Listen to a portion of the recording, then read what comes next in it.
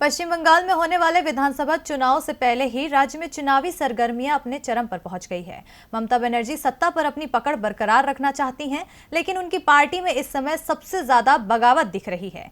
एक के बाद एक नेता पार्टी छोड़ रहे हैं। इसके बाद ममता ने बीजेपी के खिलाफ अपनी रणनीति बदल दी है। तो बीजेपी को घेरने की क्या रणनीति बना रही है ममता, देखिए हमारी ये रिपोर्ट में। पश्चिम बंगाल में किसकी बनेगी सरकार, इस सवाल का जवाब तो 6 महीने बाद मिलेगा। लेकिन आजकल पश्चिम बंगाल में सबसे ज्यादा चर्चा भी इसी सवाल की है। बीजेपी ने राज्य में पूरी ताकत लगा रखी है। प्रदेश अध्यक्ष जेपी नड्डा और गृह मंत्री अमित शाह लगातार राज्य का दौरा कर रहे हैं। दूसरी ओर टीएमसी में भी एक के बाद एक नेता बागी रुख अपना रहा है। ममता सरकार में कद्दावर मंत्री रहे शुभेंदु अधिकारी का टीएमसी छोड़ना तय माना जा रहा है और कई विधेयक भी शुभेंदु की राह पर चलते दिखाई दे रहे हैं। चुनाव से पहले आई इस मुसीबत से निपटने के लिए अब पूरी कमान ममता बनर्जी ने अपने हाथ में ले ली है।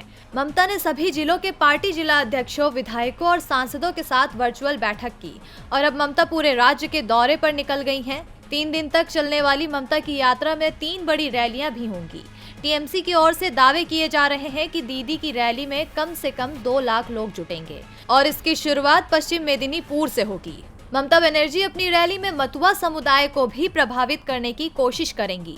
बीजेपी की नजरें भी मतुआ समुदाय पर है, इसलिए ममता पहले से ही सक्रिय हो गई हैं। मतुआ समुदाय के पश्चिम बंगाल में आबादी करीब 70 लाख मानी जाती है और करीब 70 सीटों पर ये निर्णायक स्थिति में है। अब देखना है कि ममता की यात्रा से टीएमसी को कितना फायदा होता है। डीबी लाइव की रिपोर्ट।